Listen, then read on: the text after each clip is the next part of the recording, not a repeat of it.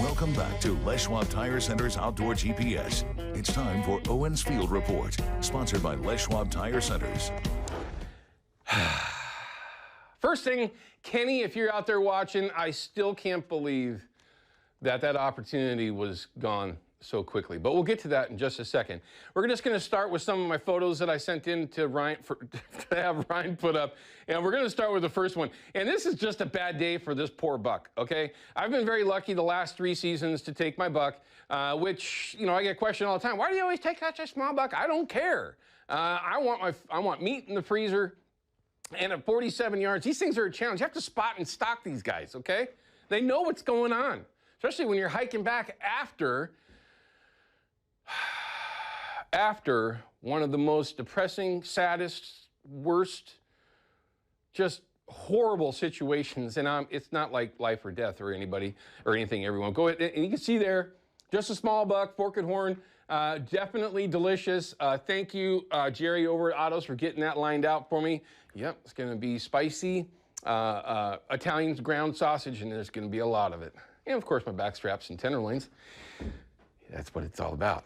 Like I said, you ain't eating the horns. But if you see right there, okay, and I don't know if you can make that out, but if you can see my mug right there, I've got the frowny face going on, standing next to a reap rod. It's about 6 feet-ish tall, whatever. And right behind me, all this open space that's coming up right out of the bottoms right here. Well, I'm lucky. I got a good friend, Kenny, who's really good with an elk bugle. And on Monday, when I got there, Sunday, we of course did the show. I went over. Monday morning was my first day to actually hunt.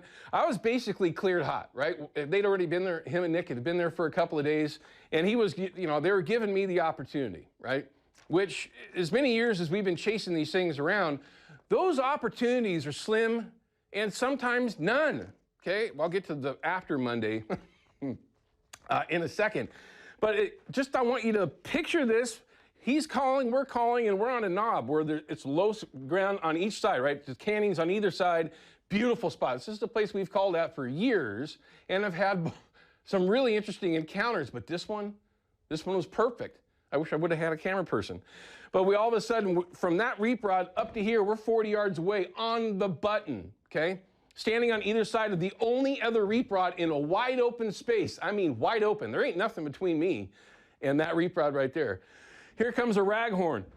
As we're calling, right? Kenny's sitting right next to me, which was kind of a positioning error on our part, but we didn't expect this to happen so quickly like it always happens, right? Bull comes walking up, gets right to this reap rod, looking at us straight on. He's on the other side of the reap rod, just right in between, at 40 yards, on the button. I mean, range found, 40 yards. This is all happening like that. First morning out. I think we've only been in the field for an hour. We're just out calling. By the way, we got bugles that particular day everywhere we went. But I made the mistake. And all you bow hunters out there know what I'm about to say. I drew back when that bull was right behind that reap rod.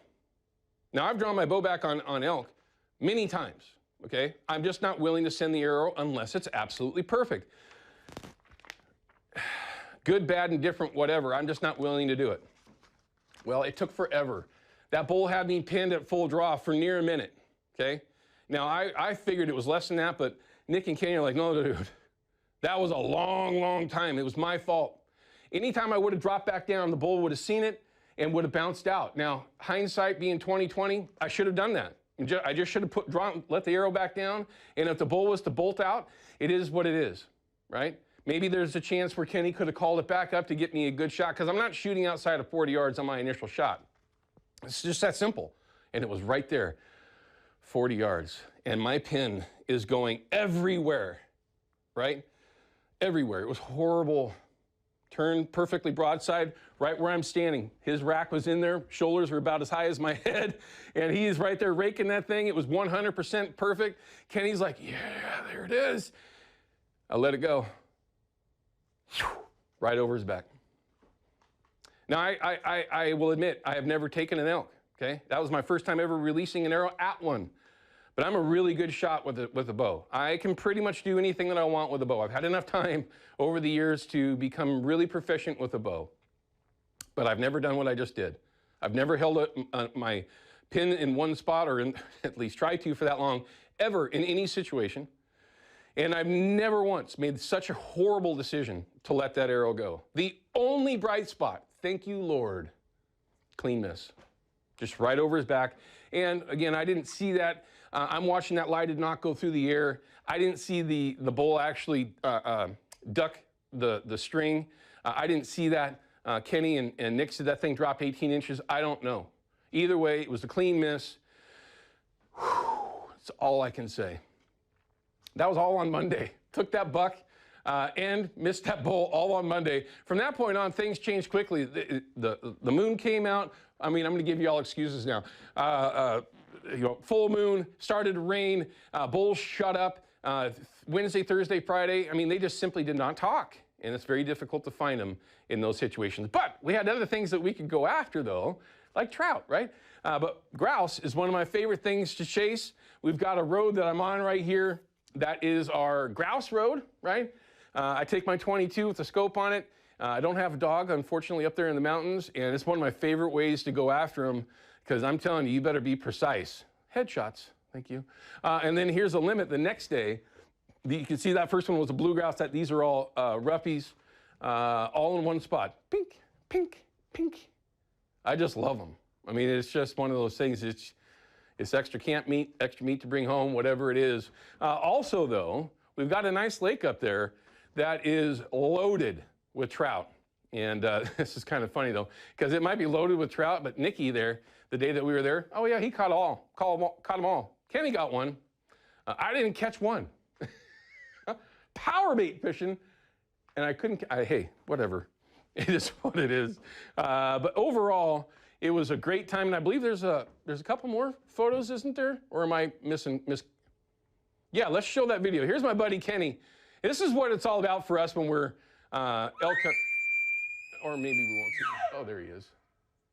This is how we're finding them. Hiking through the mountains, rolling down the road, getting out, calling, trying to get some response. And I believe this was on Thursday. We were really getting frustrated at that point because they just quit talking. Monday, Tuesday, we really did well. We had a lot of bugles. We had a lot of opportunities, to work with, right? But it just kind of petered out. Anyway, fish counts. As you can see, these numbers are kind of interesting. They dropped down to 889, and they ramped back up again. That's kind of interesting. That's a good thing to see some of the silvers to do as well, to bounce up into the 2700s. And the fishing has been good in some of the tributaries. All about timing, especially with the levels. Low light is a good idea. First thing in the morning, evening. But it's good to see the numbers for steelhead, too, to be at 113 grand. That hasn't happened in a while. 10-year average, you can see it's just a little bit of a bounce. As opposed from last year, the blue line, red line is this year. You can see that there is a little bit of a bounce. 10-year average is what it is. So yeah, I mean, so the fall Chinook season on the Columbia, it's wrapping up strong just because of what we have going on currently and good opportunities when you get out there to chase them around. Here's a quick reminder for you, though. If you're like me and you're a member of the CCA, there's a lot of things going on, but don't forget, I don't know how I got out of, oh, there we go. I did get out of sync, sorry. They're right. Send Jason an email, win a prize pack. Yes, it's still slanted towards stuffer baits, but that might change. We're going to try to work on a prize pack for this upcoming winter steelhead season, which is what's really in the forefront of my mind when you're talking about fishing. I'll take a couple of shots at silvers, though. But here's your reminder for an event going on with the CCA. You can have a chance to meet John Kaiser Jr. from, I should say, Tennessee Outdoors. Great guy. I've had a chance to interview him a handful of times over the years. Just a really nice guy. His background and story is fantastic, and what he does for the fishing community, let alone the veterans that are out there, is just incredible. So if you have that opportunity, go meet John, say hello to him, let him know that you saw that here on the show, because we'd love if you had that chance. But let's check in with Katie Suniga. I missed Katie this past weekend. We were up in the woods, and it looks like things have changed quite a bit since the last time we talked. Oh, yeah. And we have a 7-day forecast that has sort of something for everyone, meaning we have another day today. We're expected to get into those mid-80s. Then we cool back into the 70s. Then we cool back into the 60s and have showers. Then we start warming up again. So it's one of those forecasts that kind of has pick which day is your favorite because we have something for everyone. Here's what it looks like up at that ski bowl area. Beautiful sunrise for us today, and it is warming up quickly in the valley. We have this ridge that came through. That's what brought us those warmer temperatures and gave us those gusty east winds. That is starting to change first at the coast as this trough comes in, and then eventually to us. By the time we get to Monday, we'll really see the impact of this trough coming in, both by temperatures and by that chance for showers. Should stay with us through Wednesday, and then Thursday into Friday, Saturday, we have that ridge that comes through and brings us temperatures back into the upper 60s. Looks like the trough starts to just pass right by us, so we'll be paying attention to that because things will shift and definitely be different by the time we get to the 16th, and we have another ridge coming in, so we'll be paying attention to that. The coast today, not nearly as warm as yesterday. We're starting to see a southerly flow there. We still have an east wind coming through today through the gorge into the Portland area, so that's why we're staying on the warmer side. Sunday, tomorrow, a few clouds, cooler temperatures, but then Monday, there it is, that chance for showers. That should be with us through Monday, Tuesday, and then clearing up by Wednesday. As far as the amount of precipitation that we'll get, maybe by the time we get to Monday night, it'll be right around an inch or 1/10 of an inch or so. Here it is, that 7-day forecast. Like I said, a little something for everyone. Owen, which day would you pick if you only got one day to pick from? To be selfish, the day it's raining. Today? It's raining. And the only reason why is because I would be going silver fishing or coho fishing, and in the rain is some of the tributaries. That does help them to become more active. So that would be the day that I would focus on. We're kind of weird outdoors people, I guess. I know. That's one reason I like doing the outdoor show, because you guys appreciate the rain as much as I do. I get it. Thank you very much. We appreciate it. We'll see you tomorrow morning. Yep.